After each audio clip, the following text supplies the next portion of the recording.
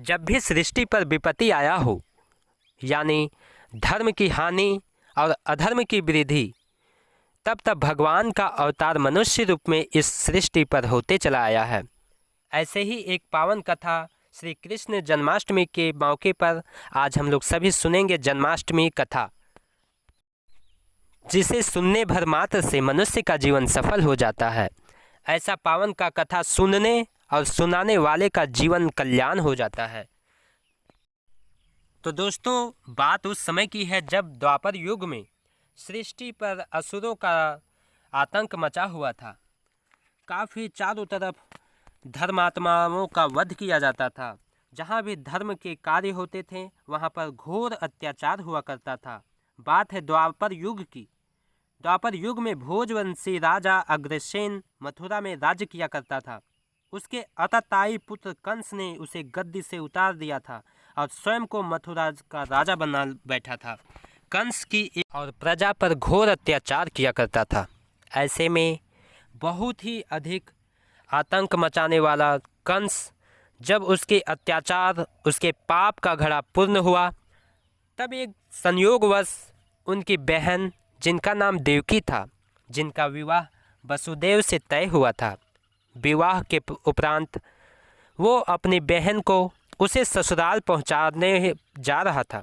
उसी क्रम में आकाशवाणी होती है, ऐ दुष्ट दुराचारी कंस, जिस प्रकार से तूने अत्याचार और पाप किए हैं, अब तुम्हारे पाप कर्म करने का समय पूर्ण हो चुका है। अब तुम जितना उत्साहित हो करके अपनी बहन को विदाई दे रहे हो, इसी बहन में तुम्हारा काल छिपा हुआ है।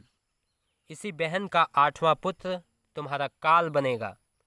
तत्पश्चात कंस अत्यंत क्रोधित हो जाता है और वसुदेव को जान से मारने की तैयारी करने लगता है।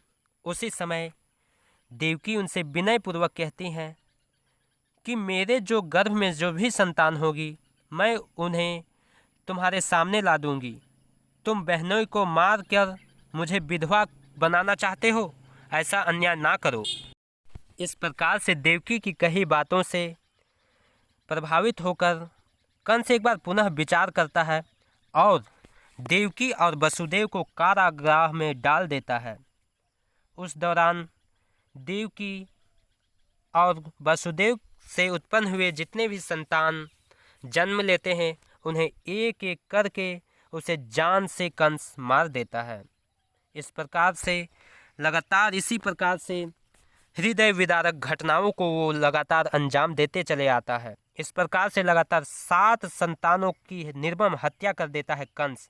इस प्रकार से निरंतर वह पाप करते जाता है। उसी दौरान धर्म की स्थापना और अधर्म का नाश करने वाले भगवान विष्णु वहाँ पर स्वयं प्रकट होते हैं और वसुदेव को कहते हैं कि मैं तुम्हारे पुत्र के रूप में जन्म लेने वाला हूँ। और तत्पश्चात उसी रात्रि को, भाद्रपद कृष्ण अष्टमी को, श्री कृष्ण भगवान का जन्म होता है। घनघोर अंधेरी रात रोहिणी नक्षत्र में मथुरा के कारागृह में भगवान श्री कृष्ण जन्म लेते हैं।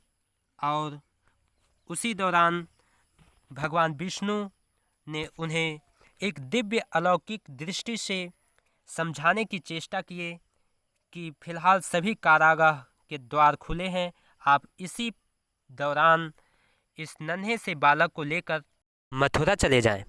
वहाँ माता यशोदा ने एक दिव्य कन्या को जन्म दिया है। वहाँ पर ले जाकर इस छोटे से बालक को सुला दें और उस छोटी सी कन्या को लेकर वापस पुनः कारागाह पहुँच जाएं। इसी प्रकार से नंद उनके मार्गदर्शन पर इसी प्रकार से करते हैं। जब वापस कारागाह पहुंच जाते हैं, सुबह हो जाती है, तो कंस को जब पता चलता है कि आज रात देवकी ने एक कन्या को जन्म दिया है, तो वह ठहाका मारकर हंसने लगता है और उस कन्या को भी मारने के लिए आतुर होता है और उसे मारने की चेष्टा करता है। उसी दौरान वह दिव्य कन्या उसे कहती है कि अरे दुष्ट कंस, तुम्हें मारने वाला देवकी का 8वां पुत्र जन्म ले चुका है। तो दोस्तों, भगवान का अवतार, जैसा कि आप सभी जानते हैं कि धरती पर धर्म की स्थापना करने के लिए होती है और अधर्म का नाश करने के लिए होती है। तो भगवान विष्णु मनुष्य रूप में जन्म लेते हैं और उसी दिन से श्री कृष्ण जन्माष्टमी का पर्व प्रत्येक वर्ष ठीक उसी तिथि को मनाया जाता है। तो आज का यह कृष्ण जन्माष्टमी की कथा आपको कैसी लगी ज़रूर कमेंट करें। आप सभी को जय श्री कृष्ण। अगर चैनल पर नए हैं तो चैनल को सब्सक्राइब कर लें ताकि आपको इसी प्रकार से देश, धर्म और संस्कार संस्कृति से संबंधित सभी प्रकार की वीडियो आपको समय समय पर प्राप्त होते रहेगी।